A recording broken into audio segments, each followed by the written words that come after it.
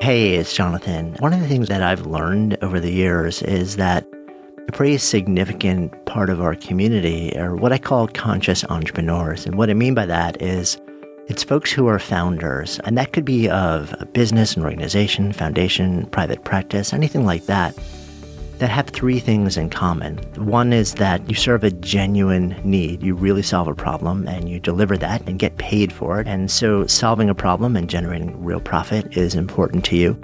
The second is that what you create actually serves as a true vehicle for the expression of your strengths, your values and beliefs, and your voice. So it lets you step into your fullest potential. And the third is that there's something bigger happening here. You're part of something bigger and you're serving some bigger need.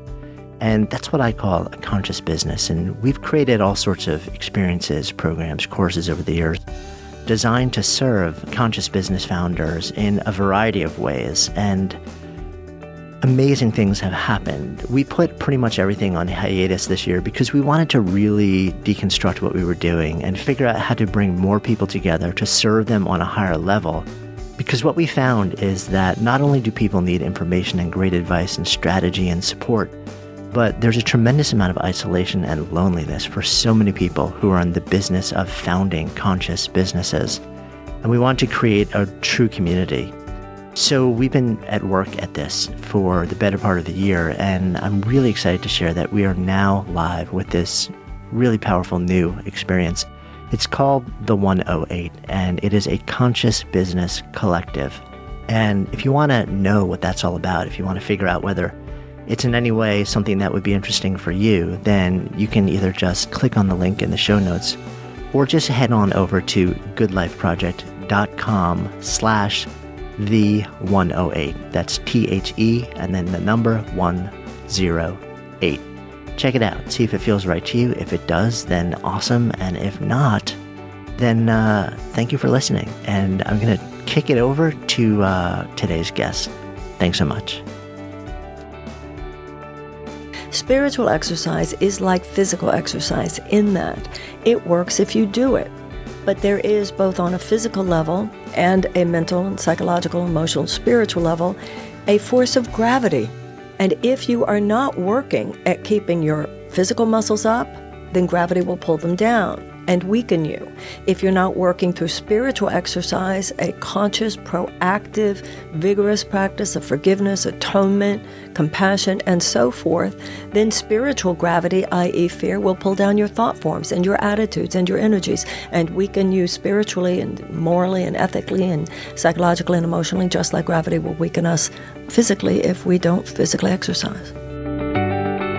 Hey there, it's Jonathan. This week's conversation is with spiritual teacher, author, and activist Marianne Williamson. She has been teaching for the better part of 3 decades, maybe longer, around something called A Course of Miracles. And that's, I think, what a lot of people may have come to know her for. But she's also been fiercely involved in a lot of causes that are designed to relieve suffering, and really increasingly involved in the intersection between spirituality and activism and politics. And if you ask her, and I do ask her, and we go into this conversation, there never was and there still is not a separation between any of those. They're intertwined. And these days we go into how they're intertwined, and we also explore this overlap between spirituality and activism and politics, and what role we all need to play in the state of the world today, and asking really big, important questions.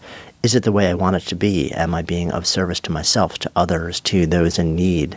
Am I relieving suffering, being inclusive and elevating and helping others rise? And what am I leading with? And what is the world that we're kind of surrounding ourselves with today? And what do we want it to be? And what is my place in getting us from where we are now to there?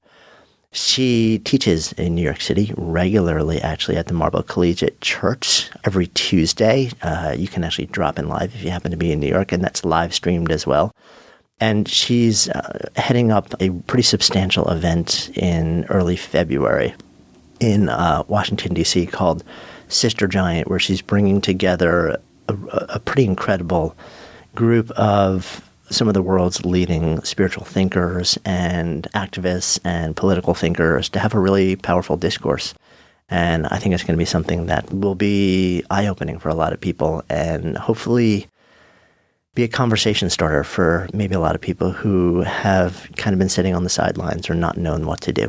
Today's conversation is fierce, it's direct, it is strongly held wisdom and opinions, and it's provocative. It will make you think about who you are and what you believe and how and why. It certainly did that to me, and I'm reflecting on it.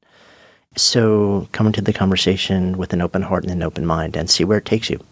And of course, I think it's pretty fitting that we're airing this episode on the day that in the United States we celebrate the life and accomplishments of Dr. Martin Luther King Jr. I'm Jonathan Fields, now diving in. Well, it's so nice to be able to spend some time with you. You actually moved to the city last year, right? Sometime earlier? Yes, but I lived here when I was younger, in my 20s quite a bit, so I'm not really new to New York, and I've always spent some time here. I hadn't lived here in quite a while, but... Yeah, what was the impetus to actually come back this time? I woke up one morning and went, I think I should move to New York. Divine intervention. Pretty much like that, yes. Nice. Yeah, it's an interesting city. I liken it a little bit to the mob. Every time we try and get out, it keeps pulling us back in. It's a wonderful, wonderful place, and of course I love being here. It is. It's an amazing city. You came up, though, in Texas. I was born and raised in Houston, yes. Right, and I know very little about it. So this would have been late 60s, early 70s? No, earlier than that. I was born in the 50s. Okay. And I went to, I spent my college years, 70s and my 20s, and... Yeah, so growing up in Houston, from what I've read, you were brought up in a Jewish family. My curiosity... I always get a little freaked out when people say brought up in a Jewish family. Tell me why. I am Jewish. Yeah. Born a Jew, die a Jew. It's not just something... It's like saying brought up in a black family, raised black. You don't say you were raised black. That's how I see being Jewish. Yeah. Okay. Yeah. So it is a gene pool, among other things. You are Jewish. I'm curious because it's funny. Like when I think about 50s, 60s, 70s in Texas and Jewish families, in Houston, was there a sort of a Jewish culture or a Jewish community? That's funny. It's my sister married a Canadian, and when she came home and told my parents that she was marrying this man from Montreal, they said, there aren't Jews in Canada. And when he told his parents he was marrying a girl from Texas, they said, there aren't Jews in Texas. Right. But in fact, there were and are. I don't know about the are, but certainly were a lot. It was a large Jewish community in Houston where I was growing up, and a strong Jewish community. You ended up heading out to California at some point. I went to college, and most of my adult life I've spent in Los Angeles, yeah. Yeah, why Los Angeles? I don't know. Places are like people. You have chemistry with certain places and at certain times. It's like when you do astrocartography and you can see. Yeah. Yeah, I just have a connection to Los Angeles that. But I love being here now. Is where I belong. So, I think geography, particularly today, matters less and less on a certain level. And I think this whole we're all becoming global citizens. Stuff is really affecting the way we look at our lives. My daughter is grown. When you have a career that is specific to a geographical region, or you have a child at home, or some relationship that ties you, or activity that ties you to a place, then of course place matters. But if you don't have a professional or personal situation that ties you specifically to a city or an area, more and more these days, people can just kind of be where they want to be. If you have your computer, you can be wherever. And I love to travel. And my daughter lives in London. So one of the good things about being in New York is that I'm closer to her. Yeah. So much easier trip over there. You mentioned that you were in New York, I guess in the early 70s? In mid-70s and late 70s. Yeah, a lot of the 70s I spent here. Yeah. So what brought you here the first time? I don't remember what. I think it was just being young and wanting to live in New York. I think every young person should live in New York at some point. I think it's part of being young. Yeah. I don't remember if there was a specific. I think I just wanted to go to New York. I'm not sure. Yeah. What were you actually doing when you were? Well, I worked as an editorial assistant to a man named Albert Goldman, who was a pretty fascinating character. He taught at the time, I think, at Columbia University and was teaching a class in pop culture and wrote a pretty famous biography on Lenny Bruce. So I worked as his editorial assistant, learned a lot, had great affection for him, and years later, many years later, like 20 years later, when my first book came out, and it was a bestseller, mainly because of Oprah and stuff, he was quoted. Some news journalist had learned that I had worked for him. Yeah. And he was quoted in some magazine or newspaper article as saying, "She worked for me. She is the last person in the world you would have expected to have any kind of success," or something like that. So much for that. Right. Not the greatest way to come full circle there. So you have differing associations with that relationship. I'm old enough to laugh at all of it. Yeah. I think you have to at I some think point. that one I even laughed at the time. Yeah. When you were here, I mean, so you spent your time there. I guess part of my curiosity is also you've had a meaningful career now as a spiritual teacher. What were the earliest beginnings of that for you? Did it happen here? Did it happen another time? Well, I was living in New York City when I first read A Course in Miracles. No. That was in my sort of mid to late 20s, and that changed my life. I had been a student in college in comparative religion and philosophy, but also that period of time we were all doing the I Ching and the tarot cards and reading Ram Dass and the Tao Te Ching. And so there was a lot of interest in esoteric and Eastern philosophies at the same time that I was studying academically, whether it was St. Augustine or Thomas Aquinas or Maimonides. So I've always been interested in both the East and the West. I've been interested in academic as well as esoteric. I don't care whether it was astrology or Kierkegaard. If it had to do with the inner life and the higher mind, I've had a taste for it and an appetite for it since I was very young.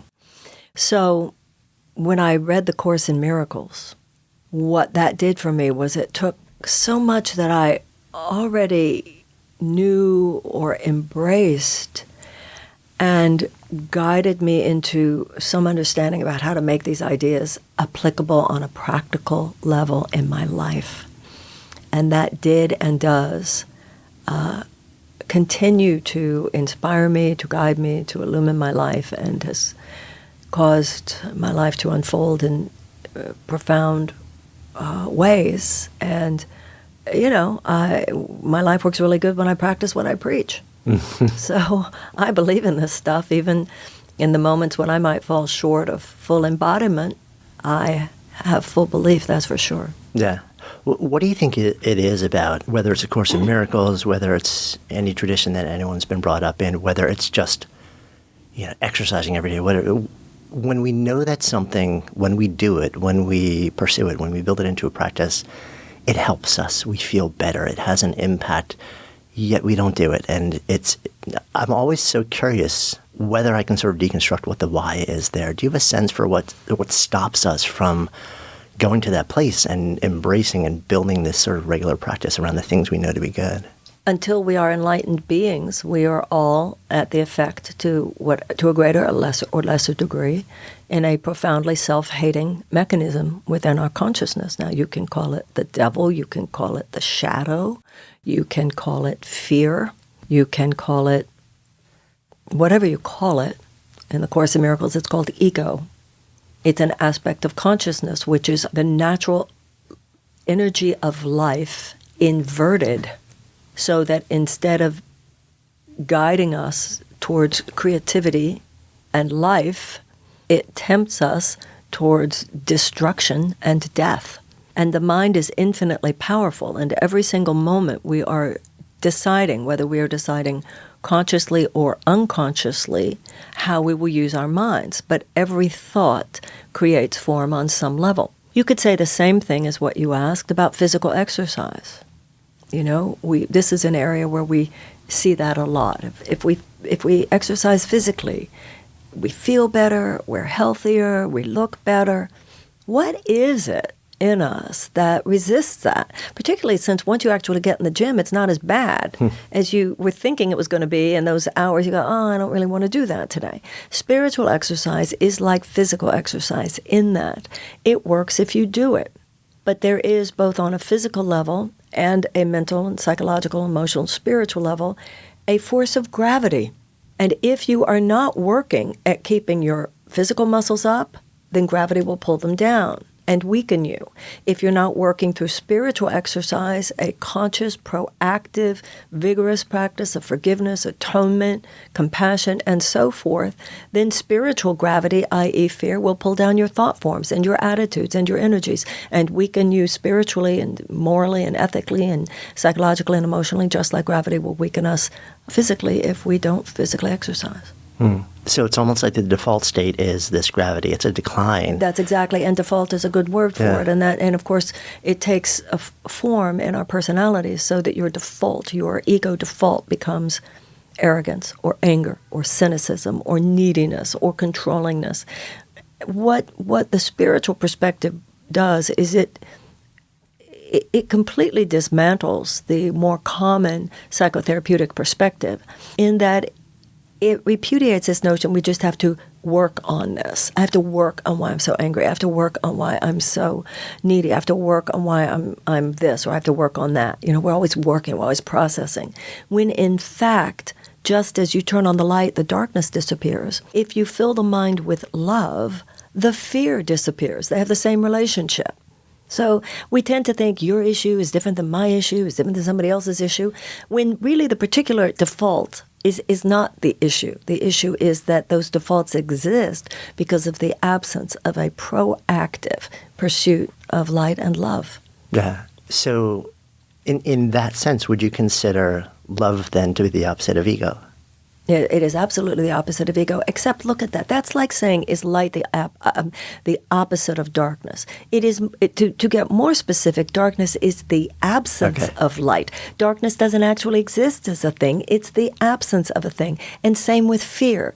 It has no existence except as the absence of something else. Yeah, I'm just sitting with that for a minute. It makes a lot of sense.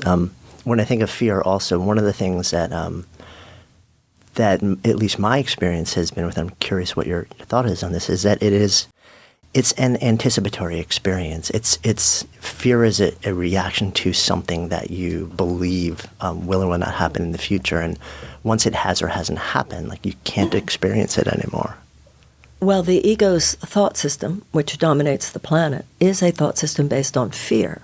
The core belief is that you live in a dangerous universe. You live in a random universe. You live in a universe in which you are separate from all these billions of other people. How could you, the Course in Miracles has a great image. It talks about how we're like waves in the ocean, thinking you are separate from the other waves. Now, if you identify yourself just as one wave in the ocean, how could you not be terrified of all the other waves? How could you not be terrified that you're going to be obliterated in any moment by some bigger wave? But if you instead think of yourself as what you are, which is connected to every other wave, because there's no place where one wave stops and another starts, then you identify with the ocean itself and the power of the ocean. And you're not worried about being overwhelmed because you are one with the ocean. And that's what enlightenment is. Enlightenment is a shift from body identification to spirit identification. As long as I identify myself only as a body, isolated, separate from other people, at the effect of a random universe. Einstein said the most important decision you will ever make is whether to believe in a friendly universe or a hostile universe. The ego's core belief is that it's a hostile universe, and you're separate from everybody else, and you're separate from God. How could you not only anticipatory fear, how could you not only fear the future, but fear the present? It's just a constant state of fear that never allows for an interruption between a scary and unsatisfactory past and a future which will be assumed to be as bad as the past was. And that's why spirituality is so radical. It interrupts that entire perspective and extends our perception beyond the whole drama that the physical senses reflect to us based on that core belief system. You change your belief system, you not only no longer think that you are at the effect of a random universe, you experience a universe that is friendly to you and a time and space continuum that is more your servant rather than your master. Yeah, and I guess the obvious question there is how? How do we begin? What are the first steps that we take to create that change in our belief system? Well, for anyone who desires, there are several categories listening to you when you said that. Some people said, oh, I know how, I'm already doing it. I'm already a Course in Miracles student or a Kabbalah student or a Buddhist meditator or whatever. There are a lot of people who heard you and went, oh, I know how, and I meditate every day and I pray every day and I follow a specific practice and I proactively work to attitudinally hone my mental muscles and I rise to the occasion and I atone for my mistakes and I seek to forgive others for theirs, and I seek to be a vessel of love and compassion every day. That's one category. Then there's another category, which is, she's right, and I know the path that works for me. I really should do it. It's kind of like sometimes you pay the dues at the gym, but you just don't go. Right. So there's some people who really, we're so past people, and when you say things like, how do we do it? That's, to me, a 1995 conversation. We really need to stop coddling that because we all know the answer to this, which is infinite love, compassion, forgiveness, and so forth. So there are people who go, wow, this is true. I really should start reading that book again. I really should make sure I meditate every morning, and so forth. But then there's another category, and that's people who go, this sounds right, but I don't know. I don't know what path. I don't know where to go. And if that person, if you're listening to me right now, if you will just say a little silent prayer in your heart, I promise you, books will fall at your feet over the next few days. Somebody will just suggest a meditation class, or you'll find a book that just sort of jumps off the shelf at you. We're at a time, people know love is the answer. We just need to know, how do I effectuate this? And there's one truth spoken in many different ways. We live in a society where it's a plethora of candy store. If you want to know, there's a book or a teacher or a teaching out there for you. Let's stop kidding ourselves. Really, let's stop kidding ourselves, and let's stop coddling that. And other people like this ditziness, kind of like, I don't know. We know. Sometimes you know exactly what the answer of your heart is. You just don't like the answer of your heart. It's like you know how to work out your body. You go to the gym and you do it. Yeah. No, I agree with that. I think the answer is not. Like, how do I do it? The answer is do it. Yeah, we all turn into Valley Girl on that one. I just had a funny image right there, as you're saying. Yeah, really, but it's true. And taking me back to the movie. Yes, the relationship between love and, for lack of a better word, the recognition that I am you and the next person, and the next person, the next person, call it oneness, call it whatever we might label it. I look at the world that we live in today, and it does not feel like that is the guiding ethos. You think? Okay, so this is the deal. I do think that more people on this planet love than hate, for instance. I believe that very strongly. What we have, however, is a world in which those who hate with greater conviction than that which is demonstrated by those of us who love. I can't imagine a kind of sort of sometimes when it's convenient committed terrorist. These people are very serious about effectuating their worldview. They have made that horrifyingly obvious. We now have a government which is in place or about to be in place because it harnessed fear for political purposes. These people are not kidding. These people are not kidding, whether it has to do with an international goings-on or domestic. On the other hand, many of us have been kind of sort of sometimes when it's convenient committed to love. We've been namby-pamby about it. We've been selectively loving. We've been real big on the personal love conversation. But we haven't done the inconvenient questions about how does love apply to our economic policies? How does love apply to our social policies, our political policies, our business policies? So in this, as in everything else, what we got is exactly what we put out. So when you say it's not the guiding ethos, duh. But there's a reason for that. And that's that those who stand for fear and stand for hate and stand for short-term economic gain rather than humanitarian principles, a short-term bottom line in social, political, and economic functioning, have been busy. They've been busy. Where have we been? And, it's not to take blame, but it is to take responsibility for the fact that a lot of the love conversation has been very personal. And it's simply not enough. When you look at the philosophy of nonviolence, when you look at Martin Luther King, the civil rights movement was a collective social act of love. The abolitionist movement was a collective social act of love. The suffragette movement was a collective social act of love. You have to carry love beyond yourself for it to really fulfill the mission that I think we're put on earth to fulfill. What do you feel is the relationship between love and compassion in this context? I think that's semantics. I think love, too often, we fail to see love as a participatory emotion.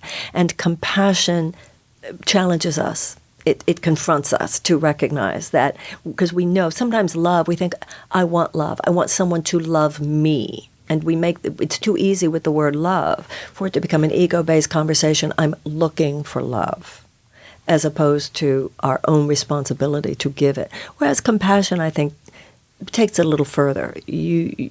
Somehow the word itself suggests that it is something I need to give, that I need to embody. But to many of us, when we hear the word love, it does also. So the Course in Miracles says words are at best but symbols. Yeah. I mean, it's interesting. When I think about the way that both of those words land to me is that compassion inherently implies action. There's empathy plus altruism, plus a need to actually do something about others' suffering. That's what I'm saying. And I sometimes think that love is, I am love. I feel it. It's like a being type of thing. If you allow it to. Yeah. Paul Bloom wrote a really interesting book that's out recently called Against Empathy. I don't know if you've seen it. He makes an interesting argument. I'm curious what you think of it. His argument is on a societal level, and I may get this wrong, but this is how I understood it. Empathy leads to some bad things because we are wired to feel empathy towards people who are very similar to us, and that, in fact, it can lead to, if we start to build policy around that, it can lead us on a grander scale, not to this sense of oneness, but to a sense of compassion only towards those who are like us. In fact, repressing those who are against us. I'm curious what your thoughts are around empathy. Well, I haven't read the book. All I got was the thumbnail from you, but the thumbnail I got, I repudiate passionately. I think it's absurd. The Course, I don't think that we are hardwired. We are hardwired by God, and we are not hardwired by God to feel empathy just for those who are like us, because empathy is a soul force, and my soul recognizes your soul, not your socioeconomic conditions or your physical makeup. So when I'm truly dwelling in the space of me that can empathize, I empathize with you based on who you are, not based on what you are in terms of your physical circumstances. Now, the Course in Miracles does say true empathy does not mean to join in suffering, but so it keeps you out of enabling behavior. But I can't imagine ever joining with any argument that what we need is a little less empathy on the planet, or that we must beware the empathy on some way. In fact, I find it disgusting. I haven't read the book, so I'm not making a comment on the book, but just from what you heard. When we have 12,000 children on this planet who are starving every day, 1 every 4 seconds, that means quite a few have starved since you and I began this conversation. This is not an act of God. This is an act or non-action of humanity, that we simply have not placed feeding those children as a bottom line in our collective functioning. The last thing I would ever agree with is a concept that what we have is too much empathy, or that we must beware of its functioning. Yeah, something you just said also was interesting, in that from the Course of Miracles, and again, if I get it wrong, tell me, that we are not to join in other suffering on the same level, which makes sense to me, because if we felt it on the same way that they would feel it, and that was causing such pain that they were unable to relieve them from it, does that... Well, I mean, is there a difference between cognitive and emotional empathy? It's like the poor. What do the poor need? Do they need your pity, or do they need your cash? Do they need your pity, or do they need your advocacy? Do they need your pity, or do they need you to use your voice in a dignified, meaningful way? Not just trembling lips and tears, but meaningful conversation that could actually have an effect with lawmaker and others to actually deal with the fact that global poverty could be effectively eradicated from the planet. Let's all grow up now. There seems to be really a deepening interest in various paths of Buddhism over the last decade or two in Western society. And I sometimes hear an interpretation, which I don't agree with, that there is sort of part of that philosophy is an acceptance of things as they are. And then I look at that and I'm like, that's not how I understand it. And then I look at Thich Nhat Hanh, who has embraced what has been termed engaged Buddhism, and said, like, I cannot not respond to suffering. You know, this idea that Buddha, it's just inaccurate. It's just inaccurate. What is the Eightfold Path? Correct speech, correct action, right living. I mean, the Eightfold Path is all about what you must be and do in order to live the light of the Buddha mind. So this, Buddhism, not even, and I don't even think I have to say it according to my understanding. According to what he said, according to the tenets of the noble path, according to the Eightfold Path, you must be correct in your concentration, correct in your mindfulness, correct in your speech, correct in your action, correct action. I mean, it's all about. I mean, the Eightfold Path is all about being correct. Buddhism is not, it's about, the yin and yang is like you do physical exercise in order to train your physical muscles so you can move. And you do spiritual exercise such as meditation so that you can remain still within yourself and non-reactive. Not in order to not participate in the world, but so that, number one, the very vibrations of your energy are a harmonizing agent. And so that when you do move, because everything you do is infused with the consciousness with which you do it, you have an effectiveness and a power that is unmatched by those who are not still within themselves. So it's like what you're saying, you hear people, I don't know, maybe they've read some of the Course in Miracles, but not all of it. I don't know. It's a deep selective remembering. It's like the people selectively read the Bible, right? So they say the world is an illusion, which the Course in Miracles says, which Buddha said, which Einstein says. He calls the three-dimensional plane, Einstein said, it is an illusion, albeit a persistent one. I love that. Okay, so Buddha says it's an illusion, and the Course in Miracles says it's an illusion, and Einstein says it's an illusion. So some people say, therefore ignore it.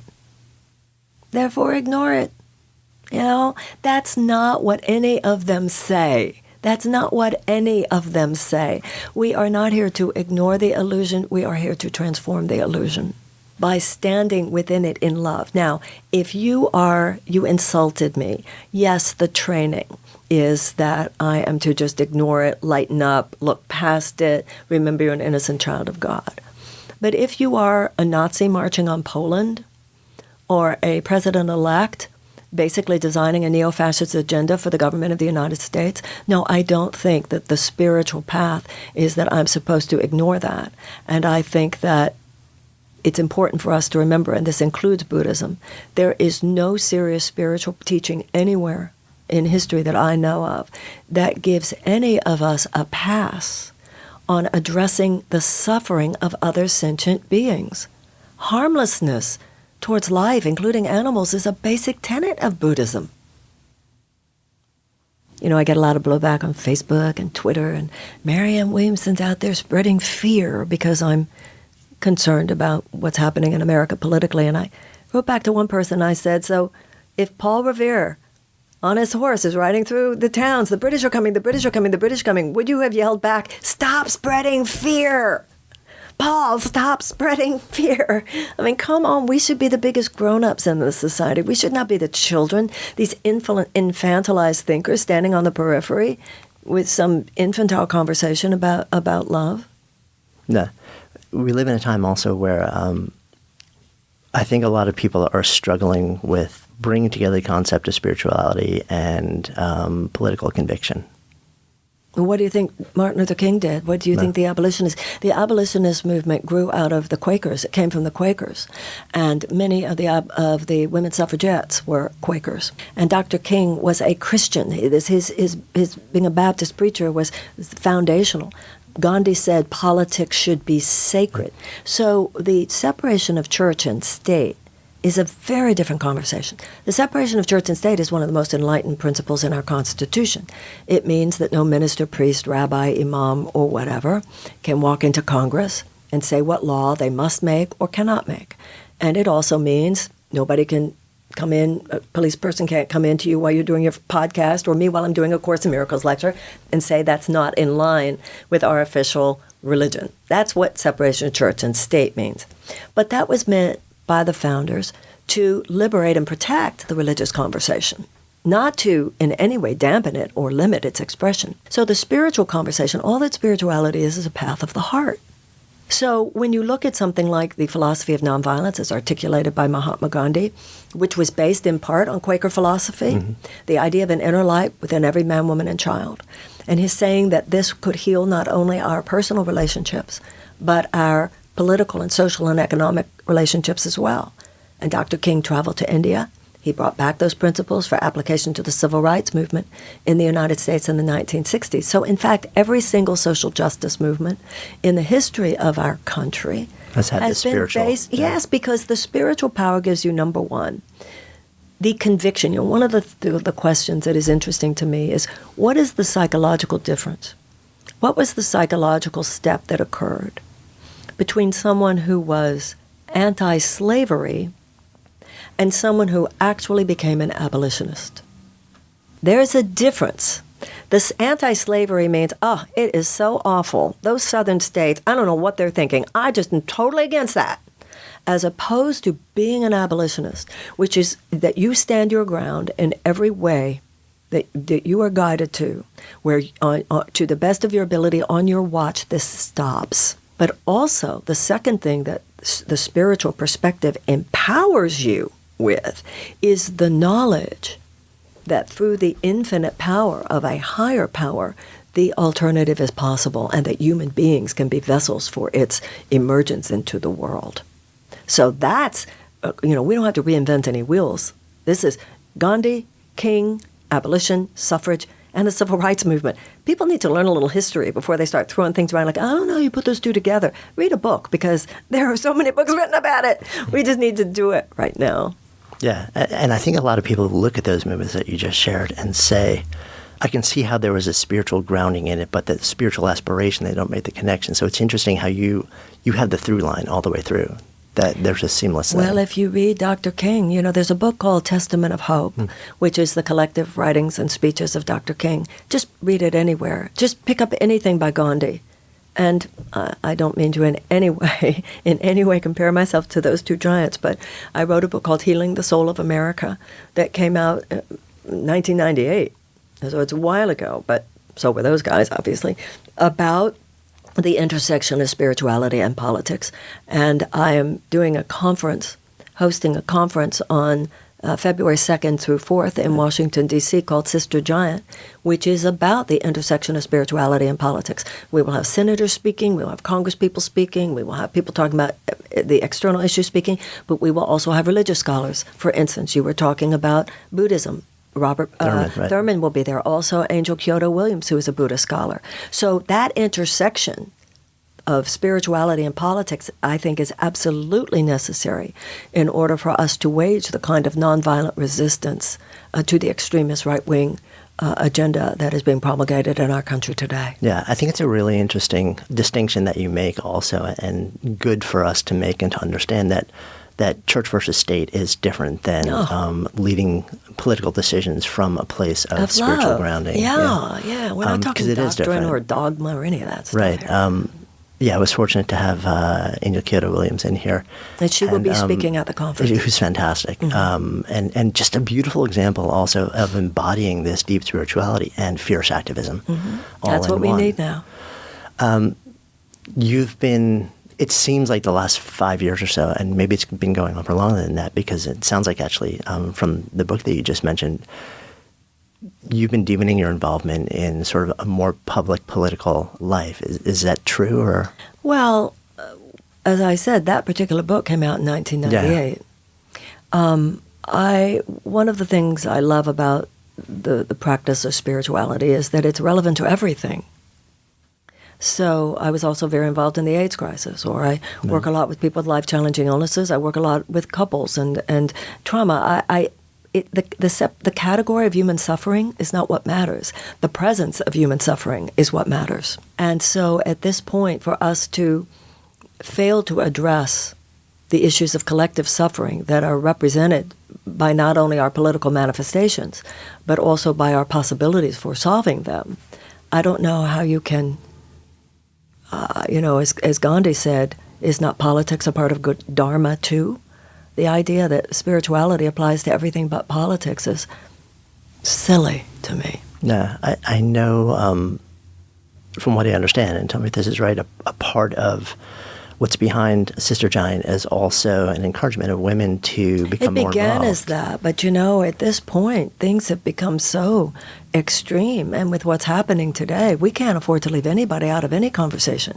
I mean, we need to all wake up now. This is all hands on deck. I don't care your sex, your sexuality, your color, your religion. I mean, come on. If you're an American, my hope would be that all of us are awakening, and I think many are, to the fact we are living in a very urgent moment, a very critical moment, and this categorization by any sense of outward identity is not the highest level of conversation we need to be having now.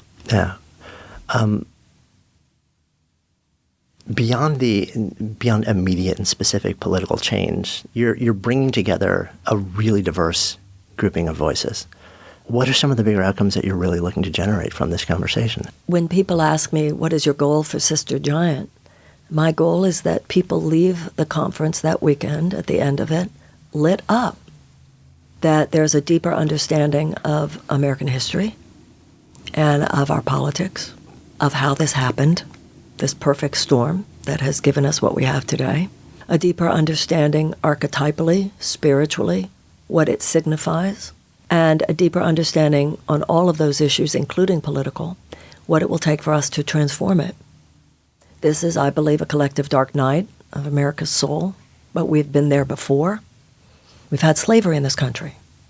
We've had women not allowed to vote in this country. We've had institutionalized segregation in this country. We had genocide of Native Americans. But we are not just the inheritors of that karmic makeup and that karmic landscape. We are also the inheritors of a great legacy of the abolitionists and the suffragettes and the civil rights movement. And I think we need to identify what America has done wrong, but I think we need to identify with those who have put America back on course when we have drifted from our ethical center. And that's what I want people to leave with. I think particularly once the new president is inaugurated, they're making so many moves right now already to delegitimize the press, to delegitimize intel. I mean, this is out of Hitler's playbook. This is out of a neo-fascist playbook. And there is going to be a great temptation to fear, to disengagement, to denial, to a kind of paralysis. And so that's why we're doing the conference immediately, as fast as we could, 2 weeks after the inauguration, to actually give people an opportunity, and you can find out more about it at sistergiant.com. Come to Washington. I love the idea. The Course in Miracles says an idea grows stronger when it is shared. There's something about being in the room when this conversation is happening. But also, people can live stream it. Everything in life emerges from a conversation. The conversation in our head and the conversation in our culture.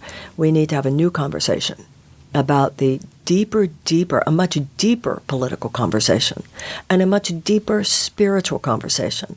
And as we forge those two in partnership, which is what the philosophy of nonviolence is, we will override this very scary trajectory that has already been put in motion. Today reading a newspaper is a revolutionary act. We need to be deeply informed, intellectually, politically, and spiritually, and we need to devote ourselves. A lot of people are asking, what can I do? What should I do? What can I do? But in life, you affect the horizontal plane most powerfully when you address the vertical plane with greater dedication. Every morning you wake up and you pray to the God of your understanding, use me.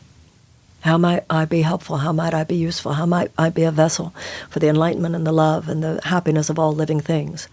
And answers will be all around you. There are so many people. We have at this point, even at Sister Giant, it's interesting, and I'm not going to name names, but you'd be surprised some of the people who are now approaching us to ask if they could speak, because people are aware.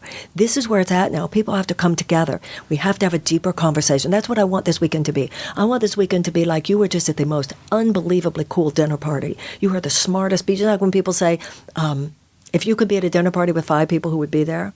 Some of the people who I believe are holding the conversations with the deepest level of insight, the deepest transmission of information, so that when you leave there, I don't know if you which issue got you most interested. Is it voter suppression? Is it racial healing? Is it getting money out of politics? Is it what we have to do in general to resist the agenda? Is it the 2018 election cycle? I don't know, but you're going to have learned, and you're going to be able to see it on our website and have heard speakers talking about it.